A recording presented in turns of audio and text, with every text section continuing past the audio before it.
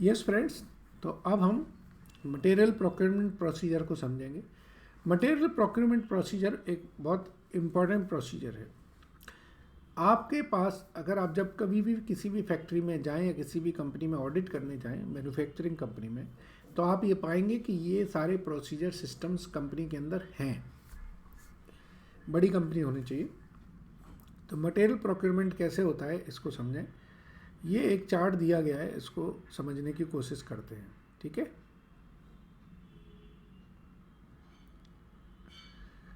चलिए।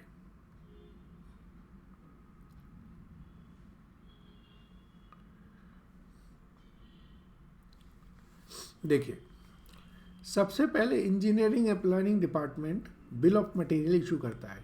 Bill of material का मतलब है कि कोई भी प्रोडक्ट में क्या क्या मटेरियल की रिक्वायरमेंट होगी।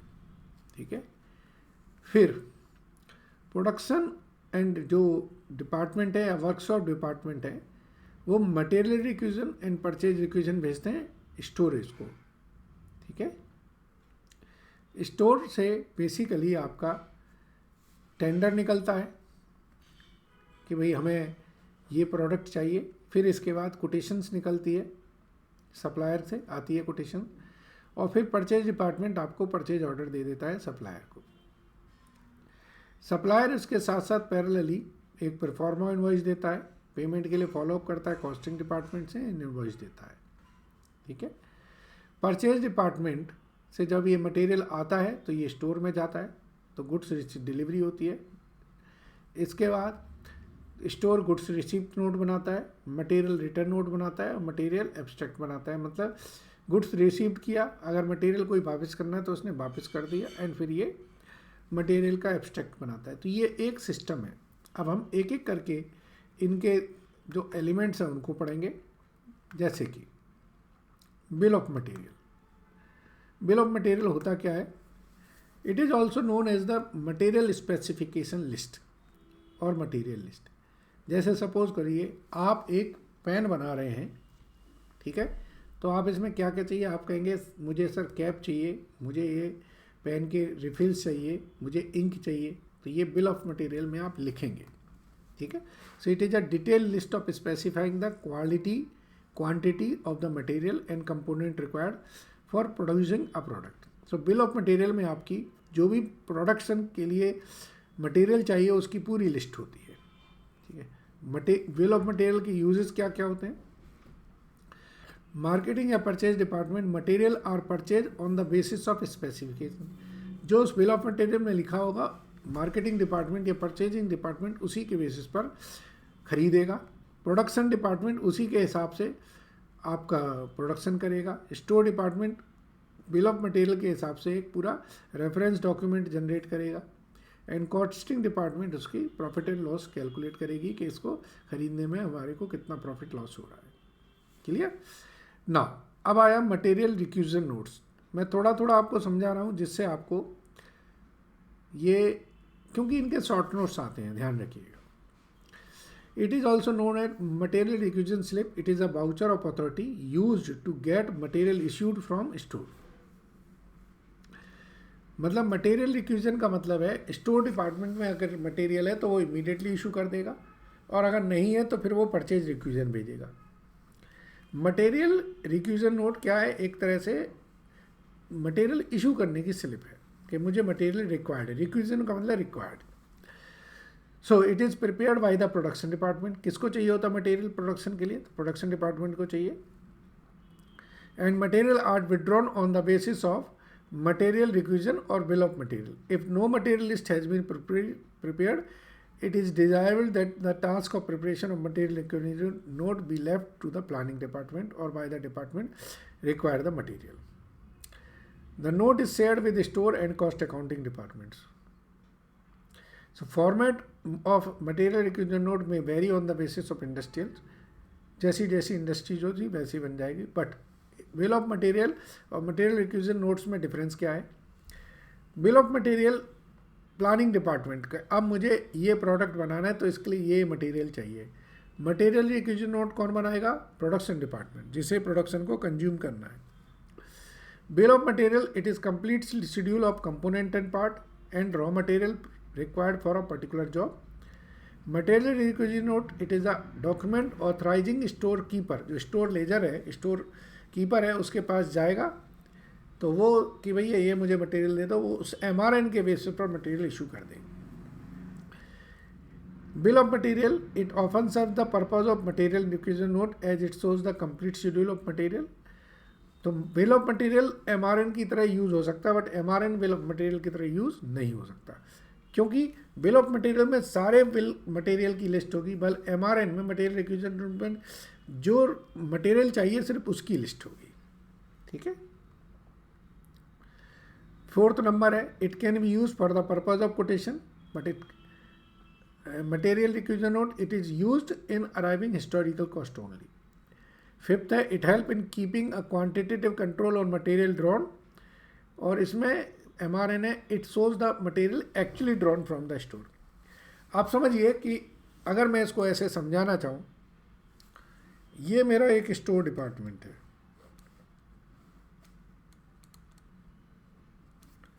और ये प्रोडक्शन डिपार्टमेंट है. अब प्रोडक्शन को मटेरियल चाहिए स्टोर से, तो वो कुछ कागज़ भेजेगा ना, जो ये कागज़ भेजेगा ये कहलाएगा MRN, मटेरियल रिक्विजिशन नोट, के भाई मुझे ये मटेरियल दे दो. स्टोर इस MRN को रख के अपने यहाँ से जो भी उसके बॉक्सेस हैं उनमें से वो मटेरियल देके इसे मटेरियल इशू कर देगा. समझ गए आप? तो ये काम होता है MRN का. चलिए अब आगे परचेज रिक्विजिशन. सपोज करिए स्टोर के पास मटेरियल है ही नहीं, तो वो क्या करेगा? परचेज रिक्विजिशन बताएगा. So this is document which authorise the purchase department to order the material specified in the note. Since the material purchase will be used by the production department, there should be a constant coordination with the between the purchase and production department. Okay. अब purchase requisition क्या होती है ये पढ़िए. A purchase requisition is a form used for making a formal request to the purchasing department to purchase material. This form is usually filled by the storekeeper for regular material and by the department head for special material. Point समझिए. अब ये MRN लेके आए लेकिन store में material नहीं है, तो स्टोर क्या करेगा? परचेज रिक्विजिशन नोट इशू कर देगा. किसको? परचेज डिपार्टमेंट को.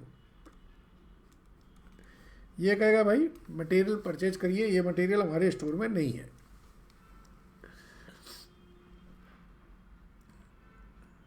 अब परचेज रिक्विजिशन नोट इशू होने के बाद परचेज डिपार्टमेंट क्या कहेगा? परचेज डिपार्टमेंट पब्लिकली एक टेंडर कोटेशन मंगाएगा. तो परचेज डिपार्टमेंट टेंडर फ्लोर करेगा कि भाई हमें इतनी पेन चाहिए, या कोटेशन इनवाइट करेगा, कुछ भी कह सकते हैं. जो सरकारी विभाग में काम होते हैं ना, आप कहते हैं ना देर लगती है, उसका कारण यही है क्योंकि सिस्टम में सारा काम होता है. वो कोटेशन इनवाइट करेगा. अब ये सप्लायर है, सप्लायर इनको कोटेशन देगा. इनके बीच में टर्म्स होगी कि भाई हम इतने दिन में पैसा देंगे, ये देंगे. तो परचेज डिपार्टमेंट इनको परचेज ऑर्डर प्लेस कर देगा. परचेज ऑर्डर प्लेस करने के बाद स्टोर वाला सप्लायर क्या करेगा? मटेरियल सप्लाई कर देगा. किसके पास? स्टोर में. और एक कागज़ यहाँ भेज देगा परचेज में कि भाई साहब मैंने मटेरियल सप्लाई कर दिया है. स्टोर वाला उसे क्या करेगा? वेरीफाई करेगा जो मटेरियल आया है. ठीक है ना. चलिए एक एक करके पढ़ेंगे हम लोग, सारी चीज़ें पढ़ेंगे.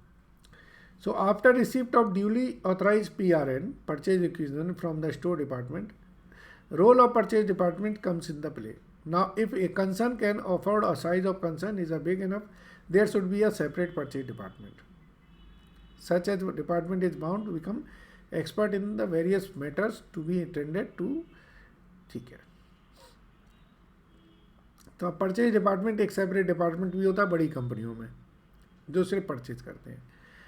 व्हाट टू परचेज, क्या खरीदना है, कहाँ से खरीदना है, कितना खरीदना है और किस प्राइस पे खरीदना है, ये डिपार्टमेंट का काम होता है.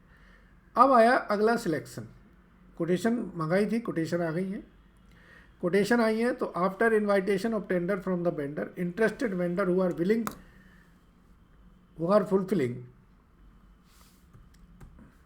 The criteria mentioned in the tender notice send their price quotations proposal to the purchase department. On receipt of quotation, a comparative statement is prepared for selecting material. Factors वगैरह हम सारा देखते हैं कि भाई कौन वेंडर या कौन सप्लायर किस प्राइस पे क्या मटेरियल दे रहा है, और उसके बेसिस पर हम सिलेक्ट करते हैं। अब जब हमने वेंडर सेलेक्ट कर लिया, फिर हम अगला क्या स्टेप करेंगे, हम परचेज ऑर्डर प्लेस करेंगे। So preparation and execution of purchase order आ गया। Having decided on the best quotation that should be accepted, the purchase manager or concerned officer proceed to issue the formal purchase order. मतलब अब पहले तो मैंने उससे quotation मंगाई, quotation मंगा के मैंने उसमें से कोटेशन सिलेक्ट की कि इस वेंडर से मुझे लेना है, फिर मैंने उसे फॉर्मल एक पेपर दूंगा परचेज ऑर्डर कंपनी के लेटरहेड पे कि भाई आप इतनी क्वांटिटी इस प्राइस पर सप्लाई करिए और मैं उसमें आपको इतने दिन बाद पैसे दूंगा। So it is a written request to the supplier to supply specified material at a specified rate and within a specified period. Generally, copies of purchase order are given to store or order identifying department, receiving department and cost accounting department. तो हम purchase order 5 copy बनाएंगे। एक copy तो दे देंगे हम supplier को कि भाई ये मटेरियल सप्लाई करो, एक हम स्टोर को दे देंगे, एक हम कॉस्ट अकाउंटिंग डिपार्टमेंट को दे देंगे और एक रिसीविंग को दे देंगे और एक अपने पास रखेंगे। रिसीविंग डिपार्टमेंट जब मटेरियल रिसीव करेगा तो वो देखेगा कि भाई ये मटेरियल एज पर दी जो परचेज ऑर्डर दिया उसके हिसाब से है कि नहीं। अब वहाँ जब से हमने परचेज ऑर्डर देंगे तो वो क्या करेगा, सप्लायर मटेरियल सप्लाई कर देगा। वो किसके पास आएगा, रिसीविंग डिपार्टमेंट के पास। So after execution of the purchase order advance payment, ठीक है ना, necessary arrangement is made to receive the delivery of material. After receipt of material along with relevant document invoice, receiving department arrange to inspect the material for its conformity with the purchase order. मतलब purchase order के साथ है कि नहीं। After satisfaction of the material received and goods receive note is issued. अब क्या होगा, material receipt note या गुड्स रिसीट नोट इशू कर देंगे कि हमने ये मटेरियल इशू कर दिया। If some material are not found in good condition or are not in conformity with the purchase order, are returned back to the vendor at all along with material return note. अब जब material आया तो दो ही चीज़ें, या तो मैं receive कर लूँ या वापस कर दूँ। रिसीव करूँगा तो मैं GRN इशू करूँगा, गुड्स रिसीप्ट नोट, और अगर वापस करूँगा तो मैं MRN इशू करूँगा, मटेरियल रिटर्न नोट। ठीक है, गुड्स रिसीप्ट नोट वही, if everything is order goods receive note हो जाएगा। अगर कोई दिक्कत है तो वापस कर देंगे। अब है ये जैसे गुड्स रिसीव्ड हुआ तो ये सेम स्टोर में चला जाता है, स्टोर अपना स्टोर लेजर में एंट्री कर लेता है।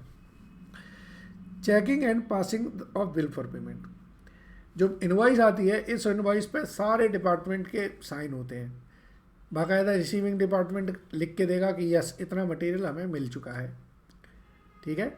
फिर वो बिल जाता है पेमेंट के लिए फाइनेंस डिपार्टमेंट में, और वहाँ पे वो सारे साइन वेरीफाई करने के बाद देखते हैं कि हाँ भाई रेट हमने जो पीओ में दिया था उसी के हिसाब से पेमेंट के लिए चेक बन जाते हैं। So friends, these are the system, actual system of the material procurement. Okay, I hope आपको क्लैरिफाई है concept. Thank you very much.